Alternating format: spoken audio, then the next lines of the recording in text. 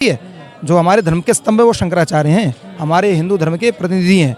आपको उनसे डिस्कस करनी चाहिए, उनके चरणों में जाकर पढ़ना चाहिए। मुझे लगता है कभी कभी, चूंकि मैं ब्राह्मण हूँ, पूजा पाठ करता हूँ, मुझे लगता है कभी कभी शंकराचार्य का श्राप लगा है, नहीं तो 400 को पार जाता। पिछली बार फिर से बीजेपी का सरकार आ गई है। हाँ बिल्कुल आ गई है, निश्चित तौर पे आप देख ही रहे हैं, बीजेपी सरकार तो आएगी है और बहुत शुभकामनाएं उनको। बस प्रार्थना यही कि टिके रह जाएं और अच्छे से देश की सेवा करें। लेकिन नारा था 400 पार का, लेकिन यहाँ तो देखते हैं 300 से भी नीचे आ गए। हाँ ये जरूर आश्चर्यजनक रहा कि नारा तो 400 का पार दिया था। देखिए हर कोई पार्टी अपना टारगेट लेके चलती है, कोई ज़रूरी नहीं कि वो व्यक्ति उसमें पूर्णतः सफल हो जाए। तो ऐसा मोदी के साथ भी हुआ है, उन्होंने एक परीक्षा दी है, वो परीक्षा में कम अंक आए हैं, लेकिन पास तो हुए हैं और बाकी तो फेल ही हैं। सरकार तो एनडीए की बनी है ना, बीजेपी को तो पूर्ण बहुमत मिला। कोई बात नहीं, एनडीए की हो चाहे बीजेपी को, हाँ पूर्ण बहुमत होता तो जरूर ये बात को उनके अंदर वो एक अलग ही पावर होती।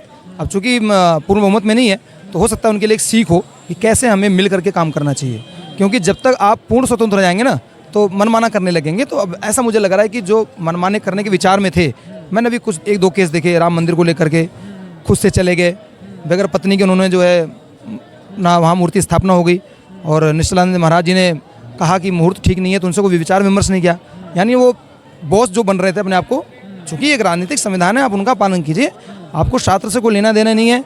आपने 4 पंडित उठाए और उन्होंने हाँ हाँ कर दिया, आपकी जय जय कर दी, तो आपने मान लिया कि शास्त्र वही है। जो हमारे धर्म के स्तंभ है वो शंकराचार्य हैं, हमारे हिंदू धर्म के प्रतिनिधि हैं। आपको उनसे डिस्कस करनी चाहिए, उनके चरणों में जाकर पढ़ना चाहिए। मुझे लगता है कभी कभी, चूंकि मैं ब्राह्मण हूँ, पूजा पाठ करता हूँ, मुझे लगता है कभी कभी शंकराचार्य का श्राप लगा है, नहीं तो 400 को पार जाता। लेकिन एक चीज़ बताए, बोले थे राम मंदिर भी इन्होंने बनवाया, रामलला का मूर्ति भी बैठ गए, लेकिन अयोध्या में इनकी बहुत बुरी हार होगी। इसका कारण क्या था? हाँ एक कारण मैंने आपको पहले तो ही बताया कि इन्होंने जो शंकराचार्य की बात नहीं मानी, क्योंकि हम सभी हिंदू उनकी पूजा करते हैं, उनकी बात को फॉलो करते हैं, क्योंकि हमारे को धर्म की राह दिखाते हैं। एक कारण वो भी था, और दूसरा कारण ये था कि जनता जो है समझदार हो गई है। ठीक है, आपने राम मंदिर बनाया, भारत की एक धरोहर थी, आपने उसको जीर्णोद्धार किया, वो आपका कर्तव्य था, लेकिन वोट सिर्फ आपको मंदिर पे मस्जिद पे नहीं मिलेंगे। ये आगे आने वाले नेता इस चीज़ को अच्छी तरह से सोच रहे हैं, समझ रहे हैं। तो अब मुझे लगता है कि अब परिवर्तन हो रहा है, और जो आवश्यकता है देश की, राष्ट्र की सुरक्षा है, पब्लिक जो त्राहिमाम कर रही थी बीच में भी कुछ कालों में, बड़ा परेशान हुए लोग, हो सकता है कि वो परेशानी आने वाले समय में अब ना हो।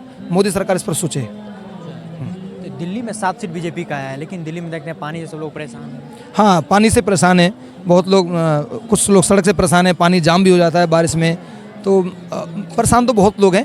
ये वास्तव में बात बिल्कुल सही है। तो हो सकता है कि इसके बाद एनडीए की सरकार मिल करके, और कई जगह के लोग हैं, सांसद लोग हैं, तो अपनी विचारधारा रखेंगे, क्योंकि अब तो वो नहीं है ना कि नहीं हमें मनमाना कर ही देना है, सबकी बात को तो माननी पड़ेगी, मोदी जी को भी और अमित शाह जी को भी और नीतीश जी को भी मानना है। ऐसा नहीं कि सिर्फ वही बॉस बने रहेंगे, ऐसा नहीं, सबको मिलकर काम करना होगा।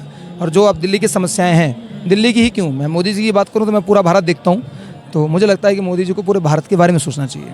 जो दिल्ली में नशाखोरी हो रही है, अब तो सिर्फ इतने देख रहे हैं, मैं नशाखोरी देख रहा हूँ, ये पूरा एरिया चांदनी चौक का है। यहाँ लगभग मुझे लगता है कि 70% लोग नशेड़ी रहते हैं। कुछ लोग बेचारे मर रहे हैं, उन्हें खाने को नहीं मिल रहा है, क्योंकि वो नशा के आदी हो गए हैं।